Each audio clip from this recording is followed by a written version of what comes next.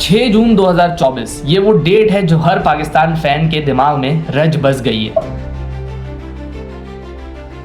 इंतहाई खराब batting, poor death bowling और उसके अलावा गंदा सुपर ओवर, ये वो 3 चीज़ें हैं जो कि यूएस जब भी आपके सामने आएगा तो एज अ फैन आपको याद रहेंगी। और एक दफ़ा फिर पाकिस्तान का लड़खड़ाता मिडिल ऑर्डर वर्सेस यूएस की कॉन्फिडेंट बॉलिंग जिसने इंडिया को नील डाउन करवा दिया था। क्या यूएस करेगा हिस्ट्री रिपीट या पाकिस्तान एक दफ़ा फिर अपनी इज्जत बचाने में कामयाब होगा? आइए जानते हैं इस वीडियो में।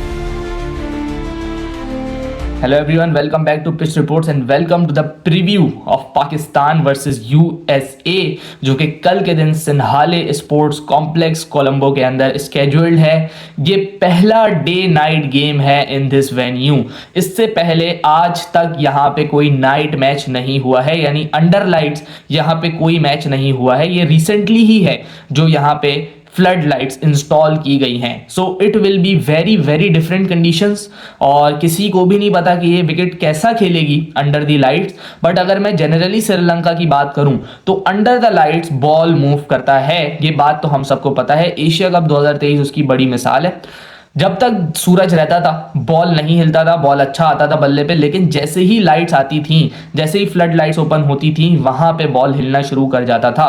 तो श्रीलंकन वेदर के साथ और श्रीलंकन कंडीशन के हिसाब से आप एक्सपेक्ट करेंगे इस ग्राउंड के ऊपर भी कि भाई यहाँ पे फास्ट बॉलर्स को थोड़ी सी हेल्प मिलेगी। And with the pitch you have seen in the Netherlands game, वहां पे थोड़ा थोड़ा घास छोड़ा हुआ था आईसीसी ने। सो मेरा ख्याल है एक और दफा पाकिस्तान को सीमर फ्रेंडली विकेट मिलेगी, जहां पे मेरे ख्याल है Pakistan can struggle a little. अगर ड्यू नहीं आती है, जो कि आपने कल मैच देखा श्रीलंका के अंदर, पहला नाइट मैच हुआ था श्रीलंका के अंदर कल, लेकिन वो प्रेमदासा में था, वो भी कोलंबो में था बट प्रेमदासा में था। So obviously that was in Colombo, conditions तकरीबन सेम होंगी, छोटा सा शहर है। सो वहां पे ड्यू नहीं थी कल, ड्यू का फैक्टर नलिफाइड था वहां पे। लेकिन वहां पे राज जो था वो सिर्फ और सिर्फ स्पिनर्स का था। 14 विकेट्स आउट ऑफ 20 वो स्पिनर्स नहीं ली थी वहां पे। और वनिंदु हसारंगा जिसमें से 3 लेते हैं, महीश तीक्षाना 3 लेते हैं, एंड जो उनके लेफ्ट आर्म स्पिनर है उनका नाम मेरे धनुत वेला लगे, वो 1 विकेट लेते हैं। सो इट मींस कि प्रेमदासा पे स्पिन का राज है। बट अगर मैं बात करूं दूसरी तरफ सिन्हाले स्पोर्ट्स कॉम्प्लेक्स की, तो उस दिन जब पाकिस्तान ने यहाँ पे मैच खेला तो वहां पे अबरार ने अपनी मिस्ट्री से पकड़ा, शदाब ने गुड लाइन एंड लेंथ के साथ बॉलिंग की, लेकिन नवाज को दूसरे एंड पे रन पड़े। अगर मैं नेदरलैंड से बात करूं तो वेंडर मर्वी, उसने बहुत अच्छी बॉलिंग की, स्लो रखा, लेकिन ओवर एंड ऑल अगर मैं बात करूं तो फास्ट बॉलर्स को बड़ा हेल्प किया इस विकेट ने।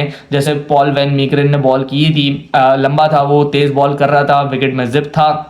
सो ईच एंड एवरीथिंग उस विकेट ने प्रोवाइड किया। इतना आसान विकेट नहीं था फॉर बैटिंग, स्पेशली जब विकेट के अंदर मॉइस्चर होता है। सो अब आप क्या एक्सपेक्ट कर सकते हैं ये तो किसी को भी नहीं पता है, लेकिन एक चीज़ दैट इज फॉर सर्टेन कि फास्ट बॉलर्स को थोड़ी सी हेल्प जरूर मिलेगी। सो अब अगर फास्ट बॉलर्स को हेल्प मिल रही है, सो पाकिस्तान किस कॉम्बिनेशन के साथ जा सकता है ये बहुत ज़्यादा ज़रूरी है। अगर तो देखें आपको फास्ट बॉलर्स की हेल्प मिल रही है, then that is for certain कि शाहीन और सलमान मिर्जा दोनों को खेलना चाहिए। अगर आप शाहीन नहीं खिलाते than Naseem Shah, but I think Shaheen को ही खेलना चाहिए। उसके साथ Rana Faheem Ashraf, that is obvious, वो पूरा टूर्नामेंट ही खेलेगा, भले वो आगे कुछ करे ना करे, उसने जो करना था कर दिया, वो पूरा टूर्नामेंट ही खेलेगा आगे। सो ये 3 आपके फास्ट बॉलर्स हो जाएंगे। बट इसके बाद आपने सोचना पड़ेगा कि यार आई वाज फीलिंग कि उस्मान तारिक को आप डालें इसमें।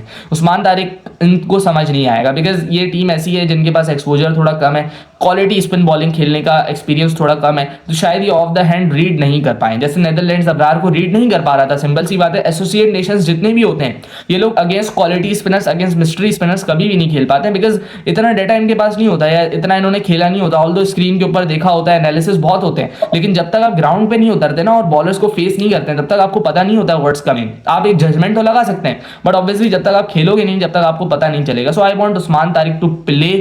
और यूएस की टीम जो है भाई वो बड़ी तगड़ी टीम है, इसको आपने मानना पड़ेगा। जिस तरीके से इंडिया के खिलाफ उन्होंने प्लानिंग के साथ परफॉर्मेंस दी थी ना, जिस तरीके से बॉलिंग की थी specially, that was pretty special.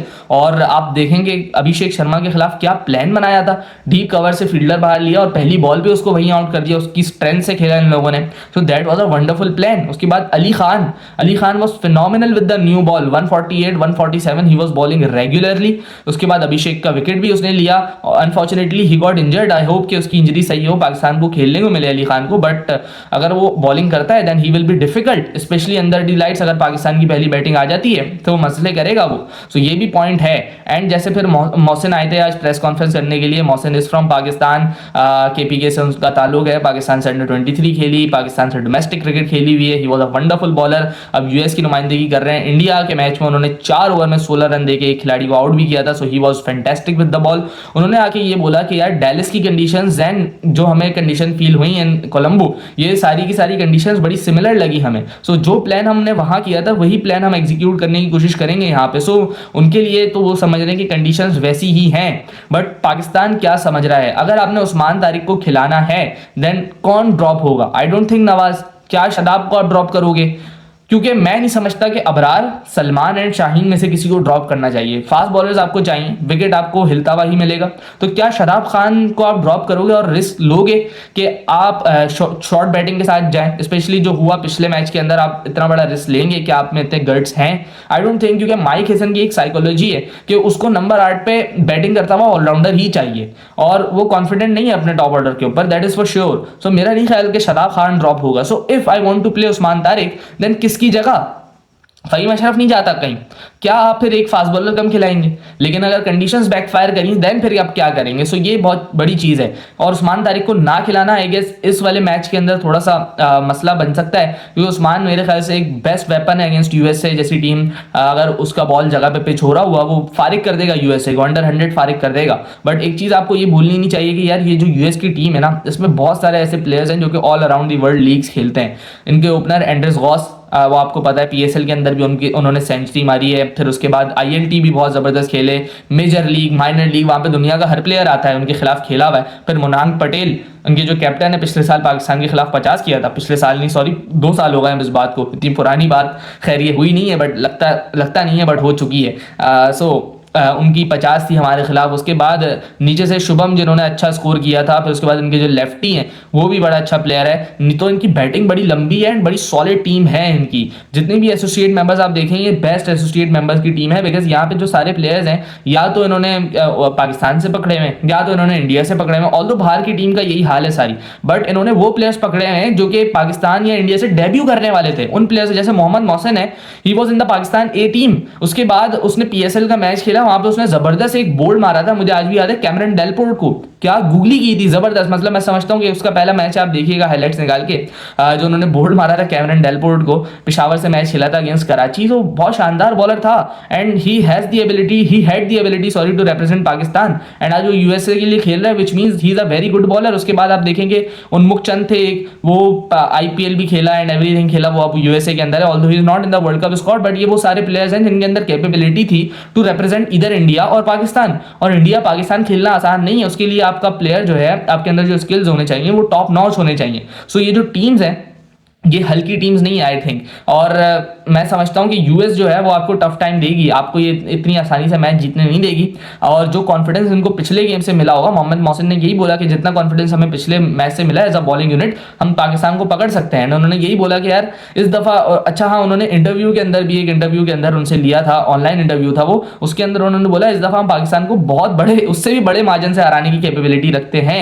सो पाकिस्तान के लिए मतलब मैं समझता हूँ कल का दिन बहुत अहमियत है। और मैं समझता हूँ कि जरूर एक प्रेशर भी होगा बैक ऑफ द माइंड। आप सोच रहे होगे कि यार 24 में इस टीम ने हमें हराया था एंड 2 दफा हराया था, एक दफा पूरे मैच में हराया था, एक दफा सुपर ओवर में हराया था। पूरे मैच में भी इनका कोई मुकाबला नहीं था क्योंकि पाकिस्तान ने इनके आउट ही कितने किए थे, हमारी तो पूरी टीम तकरीबन बंडल आउट हो गई थी, इनके बहुत कम आउट हुए थे। सो ये सारी चीजें पाकिस्तान को देखनी है। पाकिस्तान को अगर खेलना है, इनको हराना है, तो बहुत सोच समझ के संभल के फैसले करने पड़ेंगे 11 के हिसाब से, क्योंकि कंडीशंस अभी आपको अंदाजा नहीं होगा कि क्या कंडीशंस है सिनाले में अंडर दी लाइट्स। वो सारी चीजें भी आपने, एक एक्स फैक्टर होता है वो डेफिनेटली, उसको भी नजर में रखना है और अब फिर उसके बाद फैसले करने हैं। सो अगर पाकिस्तान कल अनफॉर्चुनेटली या अल्लाह ना करे कुछ ऊपर नीचे होता है, so Pakistan will be lot under pressure, क्योंकि आप 15 वाला मैच खेल रहे हो, दैट इज फॉर श्योर। अब तकरीबन कल आपको पता चल जाएगा कि आप 15 वाला मैच खेलना है, देन कोई 24 वाली सिचुएशन हो जाएगी। आप एक छोटी टीम से हार के गए हुए होगे इंडिया का मैच खेलना है, वो मैच फिर आपसे जीता नहीं जाएगा। सो कल का मैच बहुत ज्यादा इंपॉर्टेंट है, नाइट मैच है पाकिस्तान का।